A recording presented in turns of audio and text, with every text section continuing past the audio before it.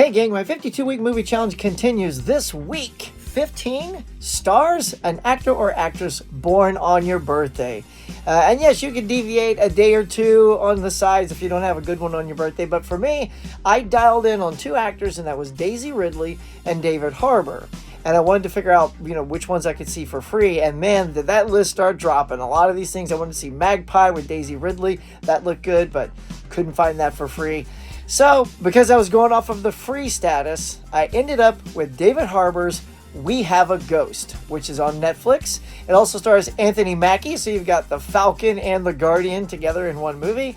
And basically, this is a story of this family. Anthony's family keeps moving around because he can't dial in his life. So they're always moving, and, he kind of fails one adventure and tries to start another. And they move in this house that is haunted by David Harbour. And his youngest son is just sort of tired of all the moving around. And he's up in this enormous attic, by the way. It's just enormous. And that's where he comes across David Harbour's ghost, who can't speak because he has this trauma and he doesn't remember why he died or what happened. And that becomes the main plot of the movie. What happened to him? Why did it happen? And, what goes on from there. So there's sort of two tones going on with this film, which is sort of like at its heart, they're trying to find out what happened to this poor guy. So that's the emotional part. And then there's just kind of this goofy side where occasionally he tries to do the, like the ghost stuff and be silly. So there's that balance, and plus you have Jennifer Coolidge that pops in as this woman conducting a seance because she's got this, TV show that she's trying to get ratings for. And her role's pretty small, but she's just there for that comedy effect. The woman that plays the wife, Erica Ash, she sort of has this funny moment where she overreacts to seeing the ghost, like her face gets all huge and she spins around.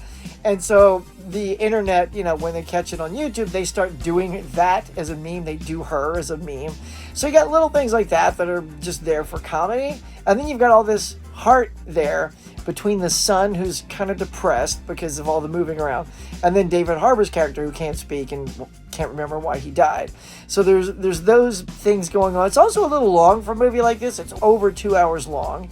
So I think they could have cut at least 10-15 minutes out of a movie like this, and it would have served its purpose a little better. But in the end, as it kept going, it had little tiny twists here and there, nothing earth-shattering, but enough to say at the end, I will say it pulled the rating up for me at the end. I was going to probably lean on a 2.5, but in the end, I felt there was a lot of heart there. It tugged at the heartstrings for me for David Harbour and what happened with him, and he is why I watched this movie. So in the end, I give We Have a Ghost 3 stars on Letterboxd.